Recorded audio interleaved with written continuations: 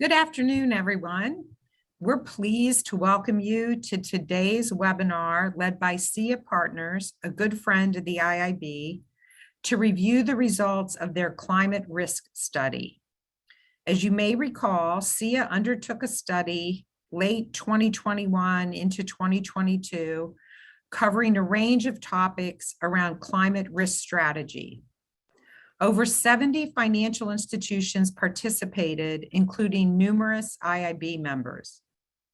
Today's presentation will be led by John Gustav, who co-leads Sia's Banking and CIO Advisory Services in the US, Bradley Ziff, Operating Partner, and Brendan Moriarty, Senior Manager. Also participating is Stephen Lofgy of Fried Frank, and someone also well known to IIB members. Developing and executing a climate risk strategy is obviously top of mind for every IIB member, regardless of size, business model, or home country. And the same could be said for financial services regulators. I know we are all eager to hear the findings from the survey and to have questions answered. So please use the Q&A function on Zoom to submit questions throughout. Without further ado, let's get started. I think, Brad, I'm going to hand the screen over to you. Thank you. I appreciate that, Bridget. First of all, let me just on behalf of Sia Partners, thank everybody at the IIB for hosting this event and for the contributions from all of your members to the study. Before we get started on slide 4, I do want to ask my couple of colleagues to introduce themselves. Brendan, can you go first, and then Stephen, and then I'll pick it back up. Sure. Brendan Moriarty, nice to be here. Senior Manager with Sia Partners in our New York City office. Been with the firm for about 10 years and been working on various topics over the years, most recently on the LIBOR transition, and now have been diving into climate change and the impact on the financial services industry for the last year and a half. Stephen? Hi, I'm Steve Lofgy. I'm a partner in financial services at Fried Frank until very, very recently in the same role at Cadwalader. So I follow financial regulatory developments very broadly, banking, securities, commodities, laws, and one of the areas obviously covering very closely now, in part because it is such a hot political and top of mind topic, climate change, and the administration in the United States obviously pressing each of the financial regulators to take action in the space. Thanks, Stephen.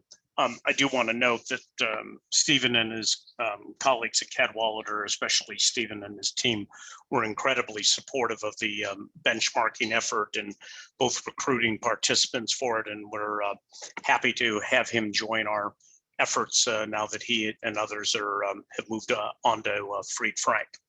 So I'm just going to take a minute or two on slide 4 before Brendan picks up the next part of the presentation, and just do a little bit of background for those of you who are listening. There were approximately 72 participants in the study. We had a great global response, and I will note in no small part due to the IIB and their contributions. We had a fulsome set of representatives, both from APAC, EMEA and the UK, and the United States and North America combined, making sure I give a chord to our Canadian colleagues. The way the data is divided, as you will see later in the presentation, is that we had enough respondents that we were in a position that we could break it down in the following ways. The first would be for GSIBs, which all of you know, and we did have above, I think, or close to 20 of them. We had institutional investors, rather traditionally defined as levered and non-levered asset managers, investment firms, some of those who were in private equity, hedge funds, kind of a combination. they tended to be on the larger side with a few exceptions. Third, we had US regional banks. That is a narrower definition, but there was enough data there for us to cut. We consider them to be US institutions, non-GSIBs. Again, I would say none of them would have fallen into what you might think of as the community bank grouping. And I think that's important because many of them also would have been described as a DSIB or a domestically significant investment banking institution several years back. So they were of size and, you know, significant sophistication. There is a fourth cut of data that is European banks. That's exactly the way it sounds. Those are institutions whose home domiciliary was in Europe. So if you were a GSIB and a European bank, yes is the answer to the question of whether you could have been double counted. If you were a non-GSIB and you were in Europe, you also were counted, and that's how you get to that data. And the last cut, which may be most pertinent to those people on this call, because Bridget and I admittedly spent a good deal of time talking about this before the IIB helped us out, is something that we call foreign banks. And I apologize, in what I understand should be a reasonably politically correct world, that that could be slightly pejorative, but the term was really meant to be non-US, non-North American based institutions. So that is an amalgamation of institutions from APAC, institutions from EMEA. They were also a grouping of institutions in the US who identified that those who participated or filled out the survey were not the US participants. So we had to group them in a separate category. And again, you will see that data cuts coming out. So we're already, I think, about 7 or 8 minutes into it. All of you guys can see slide 4 and kind of the progress and what's taken place in the market. Brendan, why don't I turn this over to you to discuss trends? Sure. Well, first we'll start with themes. Thanks, Brad. So, you know, I'll take you through some of the themes that were uncovered during our study. And first and foremost, you can see here, of course, would be, you know, risk measurement or risk analysis. And what our participants really felt here was that in order to truly understand the carbon footprint, you know, of their organization, they needed to perform some sort of impact analysis. And, you know, to really understand at the portfolio, you know, position level, what is their exposure to carbon assets when they think about, you know, committing to their net neutrals goals going forward. However, you know, this was one, you know, area within the study where participants may have not has made as much progress as other areas. And there are some real challenges associated with kind of moving forward with, you know, performing an impact analysis or a risk analysis at the business unit level. Not only does it require for our participants, you know, a significant level of effort for, you know, diversified financial institutions like a GSIB, but also, you know, right now there are some other challenges. You know, one, we heard from our participants that culturally, you know, there is still some training to do and maybe some convincing to do as well at the business unit level. Whereas at, you know, the second line of defense, you know, the risk to, you know, climate change and your carbon asset exposure may be a little bit better understood. Another challenge, you know, that we understood from our participants was, you know, there is, you know, various regulatory challenges, especially in the US, where there's a lack of regulation, there's a lack of a regulated taxonomy, which, you know, kind of creates a challenge for the ability to measure your exposure. And then finally, which you'll see throughout this presentation, was another challenge that was understood was data. You know, there's limited data, there's challenges with data, comparability of data, validation of data, verification of data. So those are some of the challenges that our participants cited as, kind of impediments to kind of fully performing a risk analysis of their organization as it relates to carbon assets and your ability to transition to a sustainable organization. There are also some limitations to, again, data, getting the granularity of data, say for instance, around, GHG scope 3 emission data was challenging. Again, there is no regulatory guidance in the US. There is no US regulated taxonomy. So those also were true limitations that our participants, cited. And then finally, to really develop a repeatable process to measure your risk on an ongoing basis, likely require a technology uplift for the workflow and data sourcing. However, we did understand some best practices that our participants identified. As we've mentioned, one would be to do, a full, impact analysis at, the business level to understand, identify, measure, and monitor that risk. A couple other best practices, I think it's important to understand and determine materiality. While that is, kind of a headline piece of news for climate risk, it's certainly something that, we need to get to. Also, understanding your client priorities as well, in helping them get to their, net zero goals as well. Another best practice that we heard is, developing controls and being able to monitor your exposure to help with, your long-term strategy in order to mitigate that risk.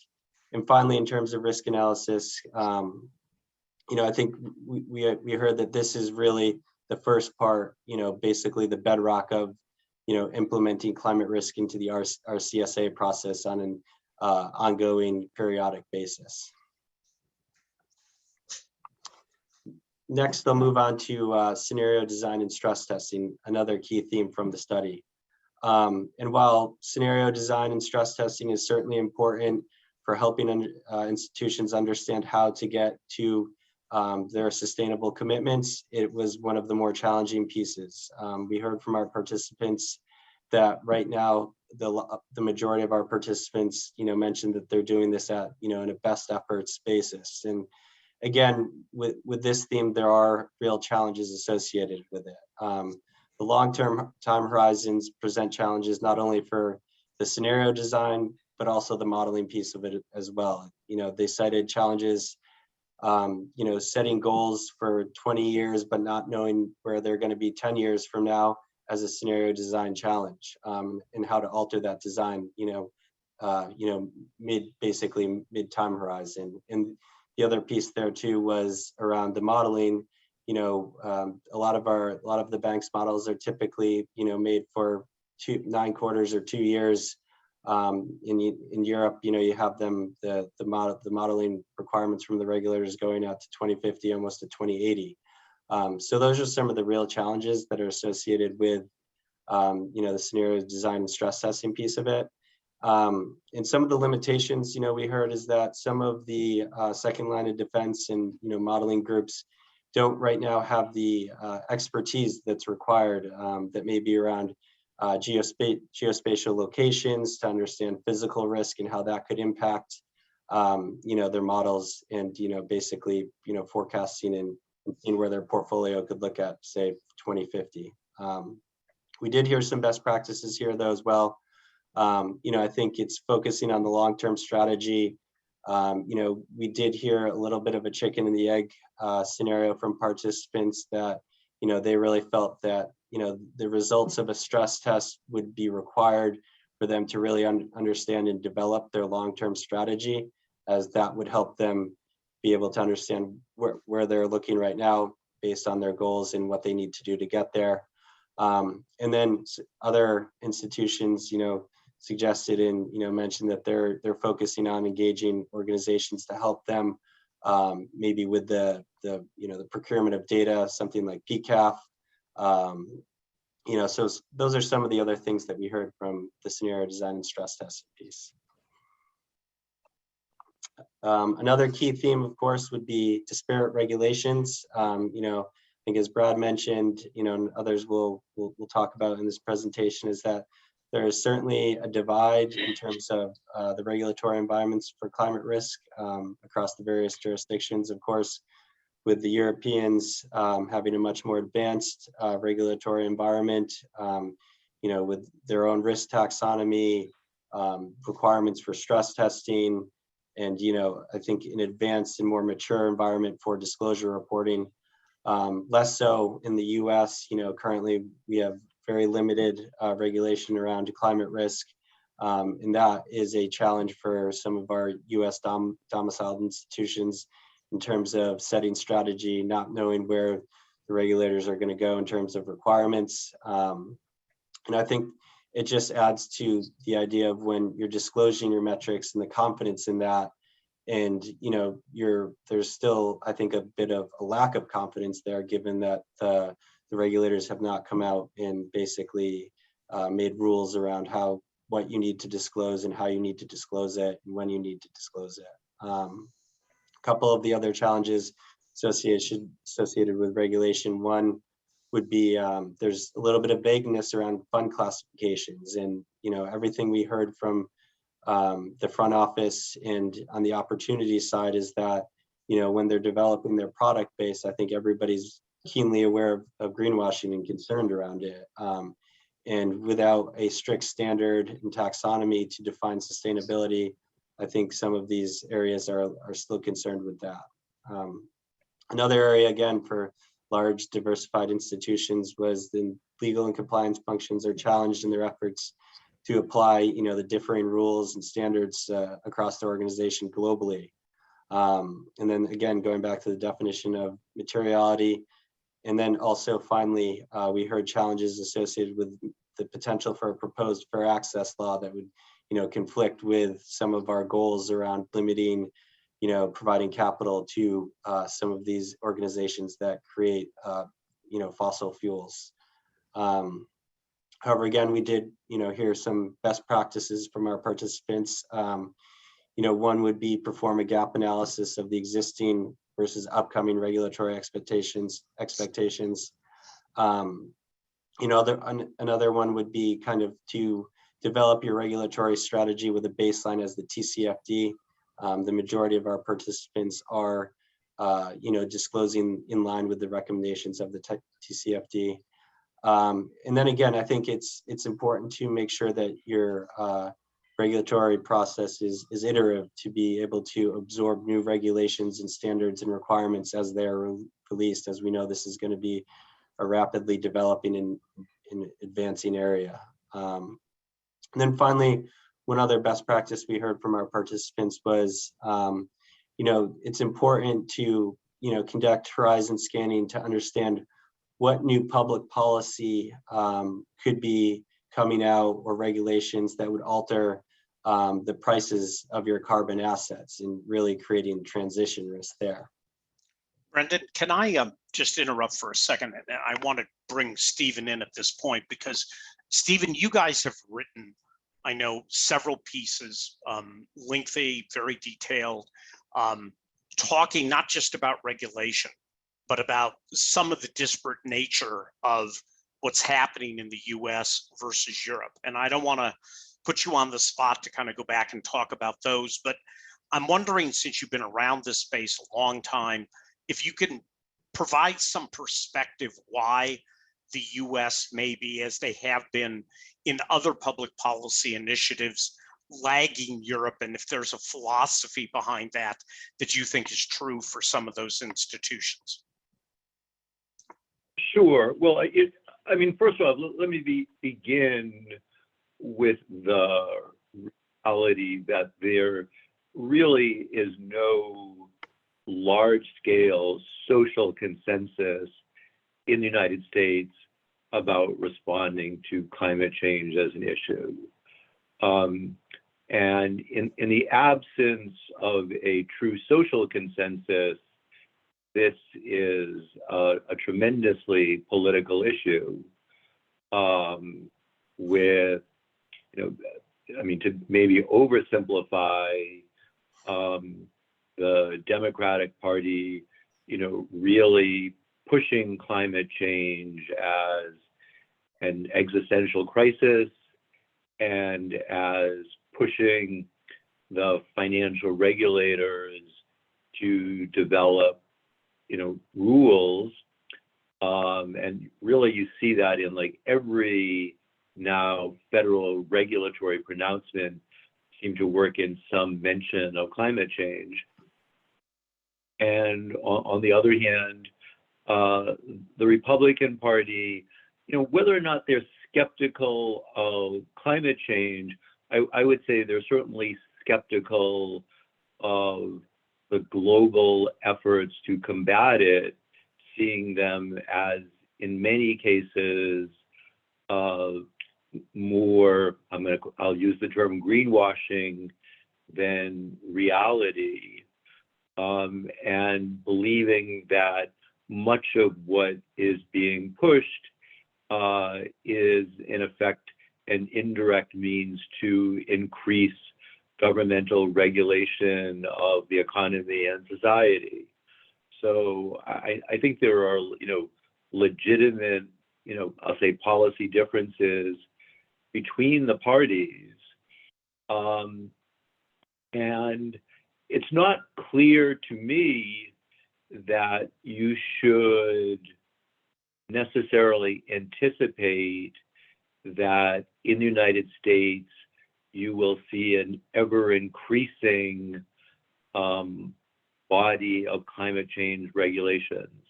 I think you can anticipate that for the next, I'm going to say 3- years, but should there be a change in which political party is in control of the White House in something less than 3 years, I think you will see a very radical reevaluation of US regulation with regard to climate change. And even in the upcoming elections, obviously there will still be a Democrat in the White House, but if there is a shift in control of the House or the Senate, that also can have an impact in what regulations go forward. Now, much of this is done through the executive branch, but Congress has funding power and they can move funding around and withdraw funding from programs to which they disapprove. So I don't think that there is, there's certainly no social consensus within the United States that additional regulation of climate is, I'll say, consumer protection as much as it is governmental expansion. And so I would not necessarily expect the United States to assume a leadership role, on this topic, given the political divides and given the uncertainty as to what happens in upcoming elections. Thanks, Stephen. Brendan, yeah, I know you want to pick up. Sure. So data integrity, I think as we discussed, was certainly a theme that was brought up throughout all of our conversations with our study participants. And I think if you think about data and the value chain, for climate risks at, banking organizations, data is the beginning of that value chain. And it really is fundamental to each of those activities as you go up the chain and, almost kind of ending with, say, a disclosure report, I guess a thorough disclosure report. And so we heard, that the dependencies in each of those activities, whether it's KPIs, KRIs, that are reported externally or just internal reporting. Obviously, stress testing has a large dependency on data. And then when you think about exclusionary policies, that are, the decisions that are made up based on that data. So there are many things within these organizations that are reliant on robust data sets for climate risk. And I think I think we all know that the data is not there yet, and due to that, our participants felt like there was a lack of confidence in the outcome of those activities due to that. Certainly around exclusionary policies, where maybe in the US we're a little bit more of a divest first, in a divest first state rather than engage. But also, when you think about stress testing and the potential for capital penalties associated with the results of your stress tests, and the comparability of data from one peer to another, there's certainly plenty of concern around that. At last month, of course, in February, with European regulators kind of broaching that topic, and a lot of rhetoric around the idea of holding capital against some of these assets. So, and I think data again is something where we really need to focus our efforts on, in terms of getting the data. And I think what you'll see is that hopefully as more disclosures are provided out to the public, then we'll have a better idea of the data. But I think also internally and with vendors, we'll continue to have to work to refine and validate and verify this data. I think in other areas probably that is challenging is the financed emission data. And that's another area where you'll have to engage with your clients and investee companies and supply chains, which that it will truly take time and effort to go through and get that information. But once you have that, you can think about the activities associated with mitigating climate risk and developing opportunities to mitigate that climate risk will become much easier. And so, there are, best practices associated with it. I think truthfully, a lot of what we heard is that firms are, basically using their, we call it legacy ESG data quality group to help to absorb, the climate risk piece of it on a more robust way. Other areas, that we heard is that potential to use AI for validating and verifying some of the data that we're seeing either from clients or investee companies. And then I think finally, when we think about data, kind of on the opportunistic side, is that there is strict transparency in how we arrived, say at a sustainability factor for a product. So those are just some of the best practices associated with data. Brendan, before I let you off the hook, because I'm going to be going next, you and I have had a lot of chats about this interdependency situation, where I've kind of noted that if people sat and listened carefully to the last few minutes, and you thought about the role the data is playing in every one of these topics, is there a recommendation based upon what you think has come out of both the study as well as our conversations to date, the 30 plus interviews that we had with participants? Is there a way for a firm to look at solving data incrementally while still putting into place all the other steps they need to take on governance, regulatory compliance, their distribution of product, making sure that they're hitting the right types of targets? Yeah, I'm just curious how you would think that a firm should reconcile that. Yeah, well, I think, it's a big chunk, it's a big piece of it. And, I think you really probably will need to, break it down by business line and asset class, because, the data is very specific to, say, a fixed income portfolio versus maybe an equities portfolio, to put it pretty simply, and really to evaluate your vendors. And I think, it's really trying to understand how, your vendors came up with your calculations. Because what our participants basically really identified as the challenge is understanding, because obviously heavily relying on vendor data, but truly understanding how the vendors come up with their scoring or methodology. And that's one of the challenges, but I think that's kind of where you want to start, because that's, again, it's the comfortability factor, the confidence factor, to be able to use this data to, you know, basically, you know, provide external KPIs or you know, to use in stress testing. But I think it all begins with vendor evaluation, and kind of getting a validated score of the data. Okay, thanks. If you want to move, oh, you've still got opportunities. I'm sorry. Keep Sure, going. yeah. So, my bad. and so one area that was particularly a focus for some firms was the opportunistic side. You know, obviously there have been, you know, sustainable product offerings, you know, well distributed in the industry for the last 5 to 10 years, certainly gaining steam, you know, over the last year with, you know, various new products. However, you know, we did hear from some of our participants that, you know, they are looking at this transition solely from the opportunistic front, and less so, say, on the second line of defense risk mitigation effort. And so they were looking at this from a revenue generating position.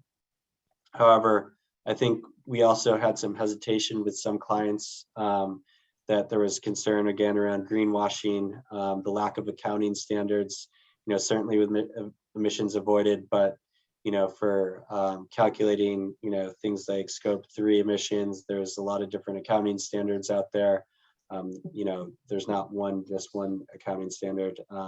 Some of the other challenges that we mentioned already was, you know, vagueness around the classification of funds and concerns for reclassification, which we're currently seeing. And then also in the carbon markets, both the voluntary and the compliance market, you know, we heard about some challenges associated with barriers to entry and concerns around one-way risk. But however, I think that this is one area where, you know, developing a product base is something that, you know, can contribute to the net neutral or, you know, net zero carbon 50 commitments, and, you know, a little bit less challenging in terms of, you know, risk mitigation. But some of the best practices. Sorry. Apologies, just to say a word about opportunities. So it's not only opportunities for like buyers of products, it's also opportunities in terms of competitor analysis. And, you know, one interesting development today or yesterday is the SEC allowed a proxy contest at Citibank as to whether Citi should be a vote of its shareholders to, you know, somewhat force Citibank out of the energy lending business.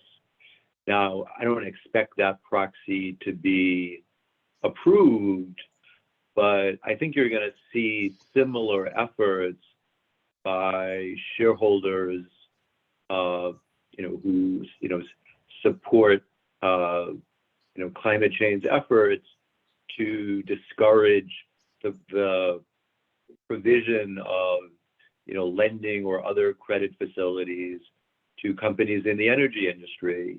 And from an opportunity standpoint, I think that does open up the doors to competitive providers of product. So sorry for cutting you off, Brendan. No, certainly agree, Stephen. Yeah, that's a great point.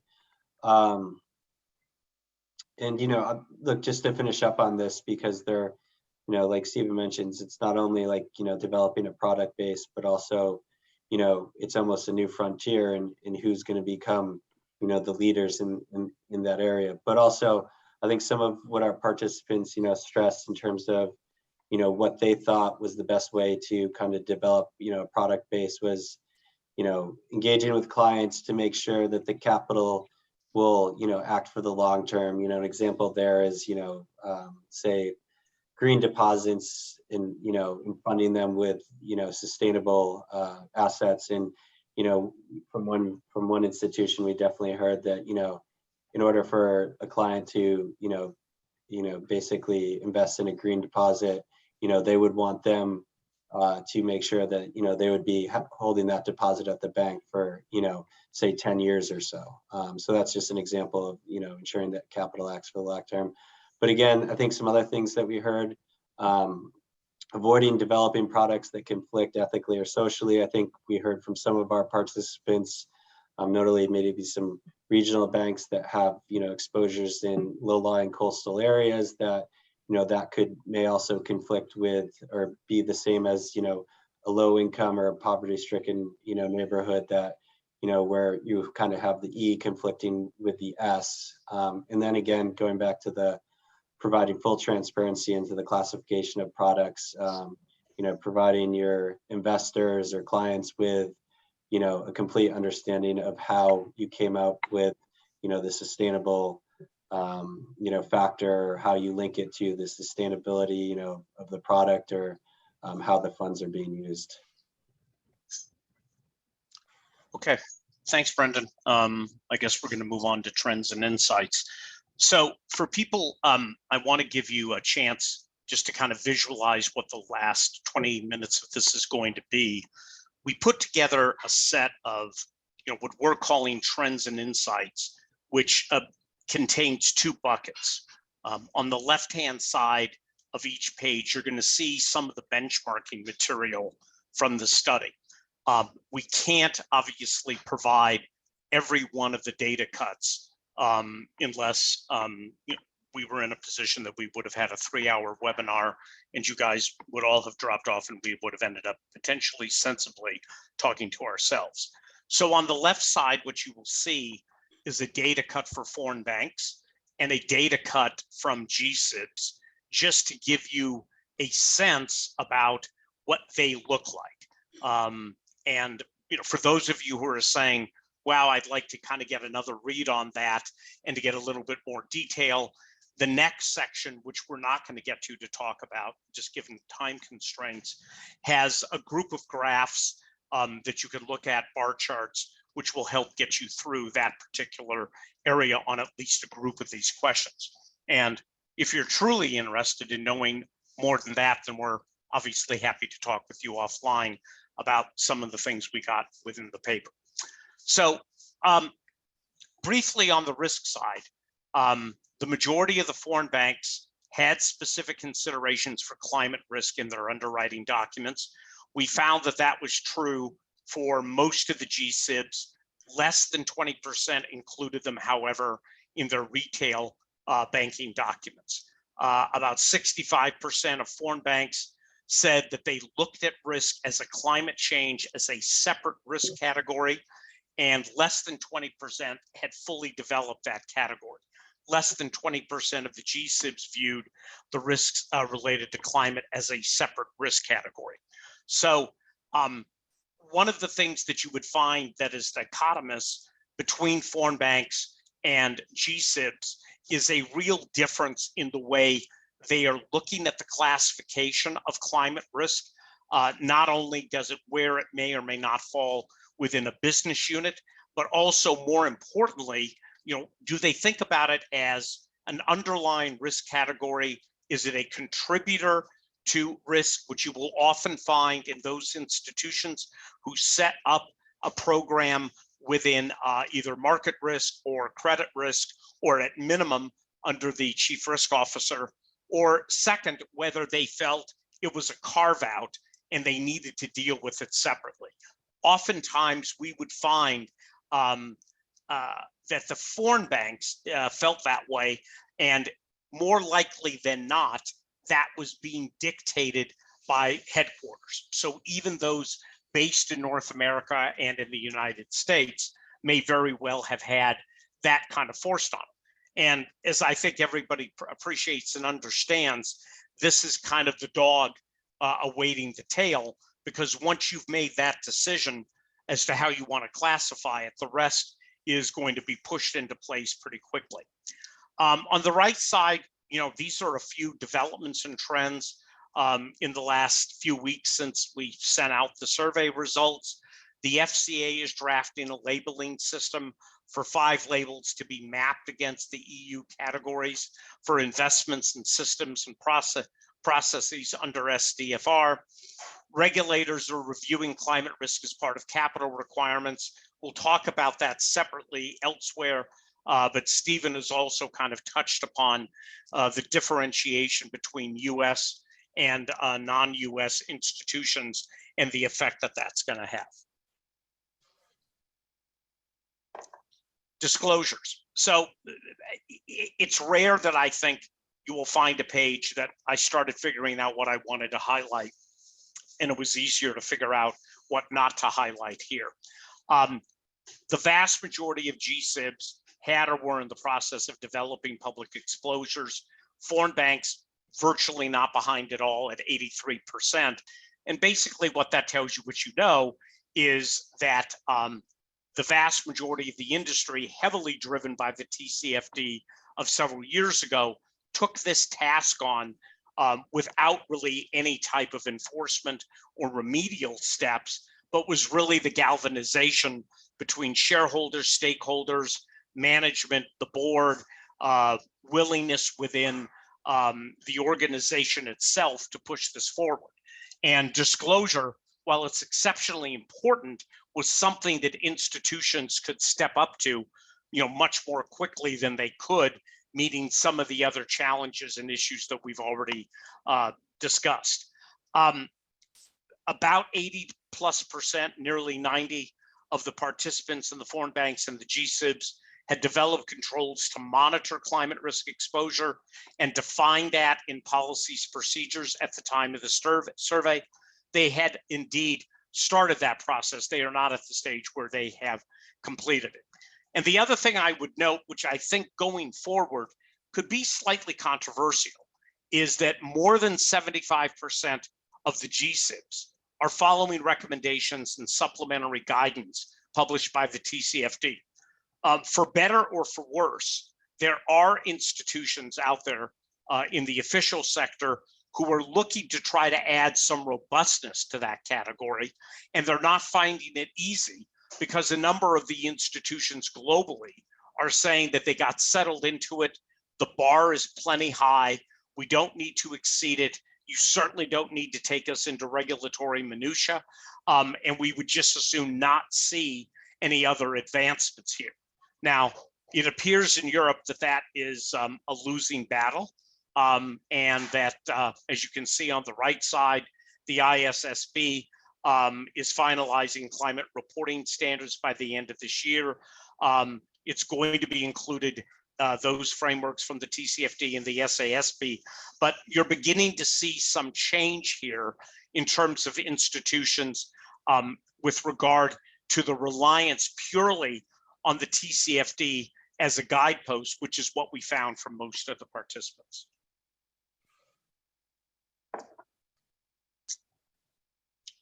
I'll keep going, Brendan, if you can flip it. There we go. Scenario analysis. So Brendan covered this, I thought, in a lot of depth. This is an area where the data can be misleading, and I'm being upfront about that. About 12% of the foreign banks and less than 20% of the GSIB had conducted, and the key word here is extensive scenario analysis incorporating climate risk. When you add to that, as you can see below, having conducted that in a limited basis, that number grows by a third, and you're already at roughly about 50% of the industry, and I'm sure that number is growing. Certainly that was true on the GSIB side, where the number would have grown by 40 to 50%. The driver of that is a combination of building the models, having hired the people who are climate specific, climate knowledgeable. Third, the data, which Brendan, I think, has talked to. And, there's controversy about this, but a number of institutions, I think, are waiting, at least in the tall grass, to get a sense as to where the regulators are going to come out before they make a lot of investments. And that's certainly true for the mid and small size institutions in the US who have definitely not bought in at this stage. The UK regulators are phasing in the inclusion of climate data and scenario analysis into public disclosures. It's going to be required even for most UK listed companies by 2025. ESMA has launched a call for evidence on climate risk stress testing for the CCPs. There is an enormous amount of effort here that you can see as it applies to Europe. The ECB banking supervision launched in 2022 the climate risk stress test to assess how prepared banks are for dealing with climate and risk shocks. Now, the one thing that you're not going to see on this page is anything from the US besides the SEC created task force, which is going to revisit disclosures and analyze compliance in some of these steps. The US has not gone that far. The OCC, really being the prudential regulator to date, has indicated an interest in doing more here. Stephen, I think, has spoken about this, in a far more articulate way than I can, but there's certainly, I think, a holdback in the US in terms of the efforts that are not going to be comparable to Europe. When you talk to the US GSIBs, the 8 of them who have been so labeled, they clearly explain to you the difference and the challenges that they are having, running under multiple non-standardized regulatory approaches.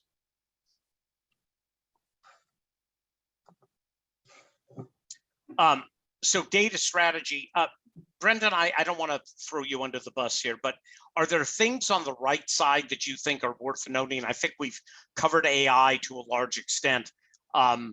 Data management, we've talked about the classifications. There's there are numerous efforts which have taken place to date where IOSCO and others have begun to look at this data. I don't know, is there anything that you think has happened in the space recently beyond what we have here that you think is worth noting, just in terms of what we would identify as likely from participants and from providers? Yeah, I think maybe on the provider front is that a lot, last fall that we heard from our participants was that, the burden or overhead in managing many, more than one maybe, but usually many different data providers was a burden, and it was costly. It was almost a whole set of management processes. And I think one thing maybe that we're seeing a little bit is that I think we'll continue to see is the consolidation in the, call it I'll term it more broadly, but the ESG data providers. And I think as you see more consolidation and maybe specialization coming under one roof, it might be that might be a positive trend on the data side. But I think we covered most of it. Flexibility, being able to integrate new data sets as they come out. I think we'll continue to see, again, as this call it transition advances, become more mature, we may have, I think you can think of it as a traditional data aggregator, doing kind of a little bit of that work for you. But I think, Brad, we covered it mostly other than that. Yeah, and you can flip to the next slide. I'm sorry, Stephen, did you want to add something? Yeah, one thing I'll mention is the SEC came out with a statement several months ago, expressing concern about conflicts of interest and weaknesses, I'll say, in the providers of data that were largely similar to concerns previously expressed that resulted in legislation with regard to credit rating agencies. So I think that is kind of it's a little tangential, but I think there's a lot of spaces to watch in the climate change area, and one of them is to watch what the SEC says about data. No, thanks, Stephen. That's helpful. And just for those of you out there who are listening and want to get a sense of this, we had conversations with a number of participants who were well over a half dozen external vendor providers. And one came to mind who said that they needed 10 just to get to where they needed to be to begin to acquire the proper qualification for data. So this is an area which is undoubtedly kind of pushing the efforts towards standardization. What we tried to do on regulation, page 16, you'll see this back and forth on 16 and 17. This kind of falls into the category of, I'm not going to read it at you because you can read them up on the screen and what has already been shared to you. There is substantive actions in APAC. We talked to a couple of firms out there over the last couple of weeks as part of these presentations, the one-on-ones, which we are doing for all the participants in the study. The Singapore SGX, the MAS, Hong Kong, there's a plethora in Asia. Europe, to the extent that there's a victor here, is all over the place on this. There's taxonomy regulations, EBA Pillar 3 requirements, which have come up.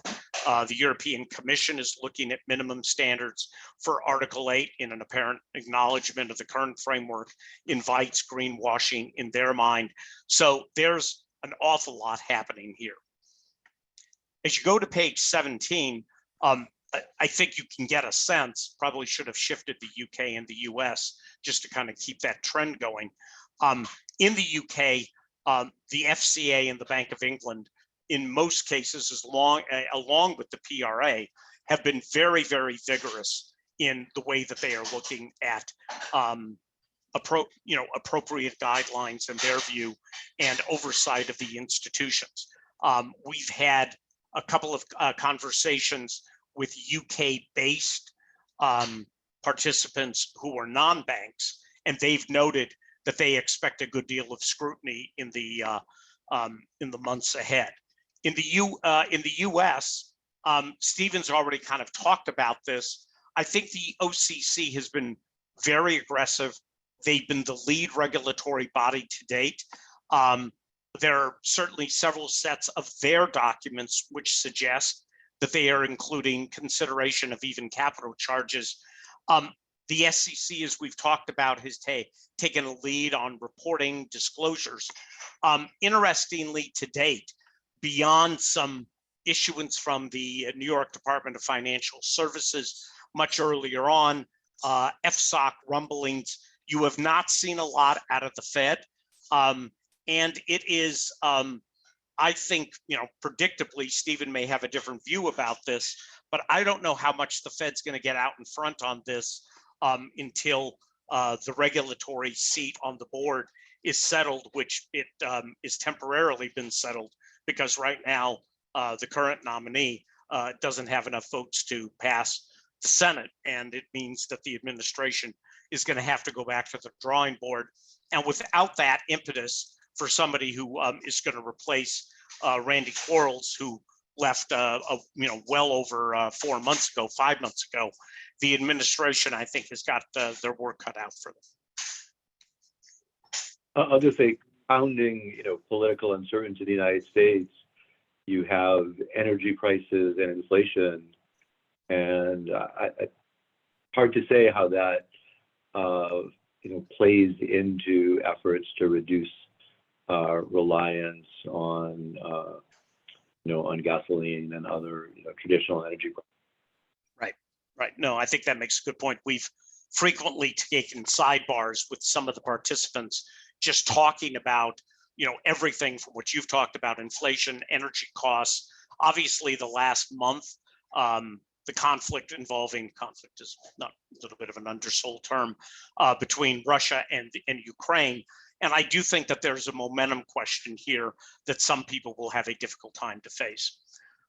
Bridget, I'm not seeing any questions yet. So if not, I'm just going to keep heading away here unless you tell me when to stop. No, this is great. Keep going. Okay. If people have questions, make sure to use the Q&A function to submit them. Go ahead, Brad. Okay. No, thank you. Though I'm mindful of the clock, so we'll end this by 3. So participant engagement policies was another way of interpreting whether people had done things like integrate climate risk assessment into their onboarding.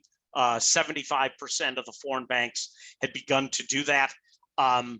Less than 20% of the foreign banks have current plans for their investment team to engage with the companies on their client risk. So there's a pretty good sized gap between building them into onboarding and then the next step about the client interaction. And indeed, if that's the case, that's a pretty good indication that you're not going to get any data out of them either, which at some point or another is obviously key. We flagged on the right-hand side the focus and the policies around engagement and stewardship are expected to rise. Stewardship codes remain voluntary in many jurisdictions, but mandatory regulations are recently put in place in Europe. It's certainly a burgeoning way for firms there to take a look at the issues at hand. The SDFR is now requiring funds to be categorized under Articles 8 and 9.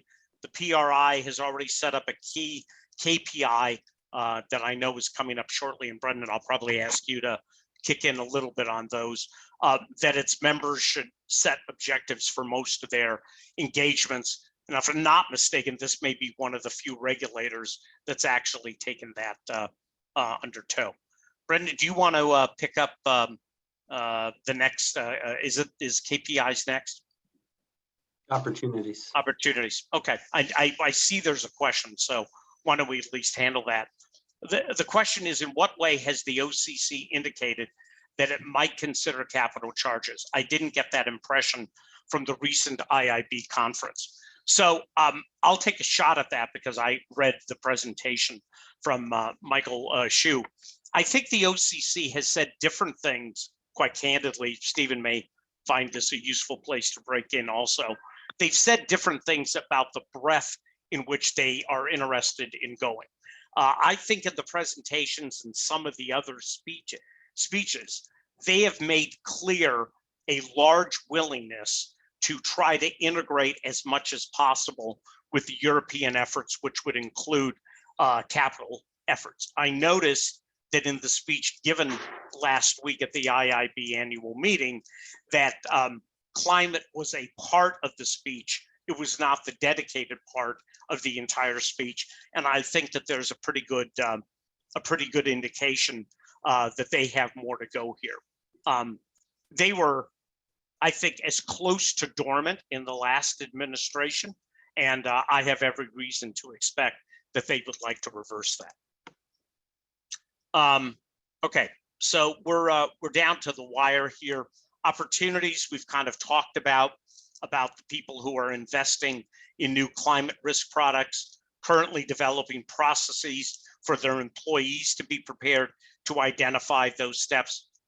Brendan, do we want to move forward in the last 2 minutes? So Brendan, do you want to chat about anything on greenwashing that you don't think has been covered by some of the things we talked about or what Stephen did? No, sure, Brad. If you want to move on, we can move on. Okay, no, that's fine. Yeah. I think these slides pretty much, I'm sorry, Stephen, I hear you. Go ahead. This is it. And particularly hitting the buy side, but that's where you're going to see the action on greenwashing at this point, I think. Okay. Yeah, no, and I do think the only thing I would flag is that there was a real difference of opinion. So I think the US has a less standardized approach around the metrics and the taxonomy than Europe does. Europe is being prescriptive.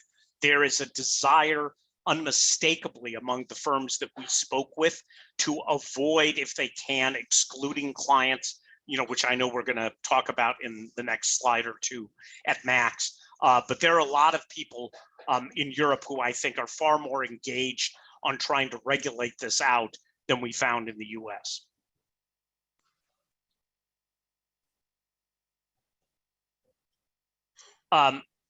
So on KPIs and KRIs, we've kind of touched on this in other areas. A lot of the foreign banks were in the development of this, 90%. Same thing for GSIBs.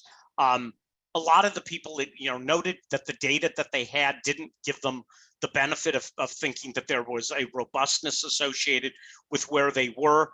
But as you can see on the bottom, 92% of the GSIBs, 2/3 of foreign banks had identified development as the most challenging issue of climate risk. I think as a firm where we get a lot of our discussion points for, how do you help us, as it were, having people develop that type of approach seems to be core to what a number of people are doing. Do you want to flip the last slide? Because I know we're at 3. So this related to exclusionary policies. 80 to 75% of the institutions had specific sectors which were based upon exclusionary policies.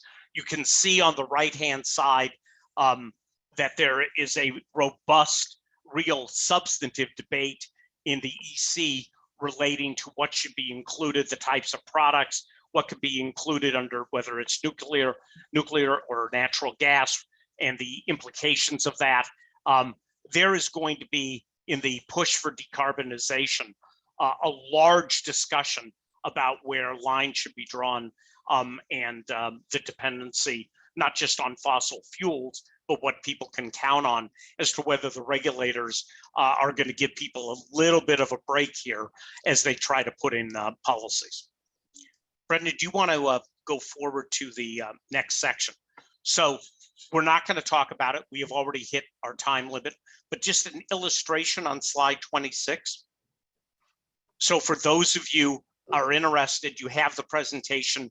There are another dozen pages where we really go into detail on the left side of the graphs, what it looks like on the results for each of the buckets. And then we tried to synthesize on the right-hand side, kind of the same process that we've been going through.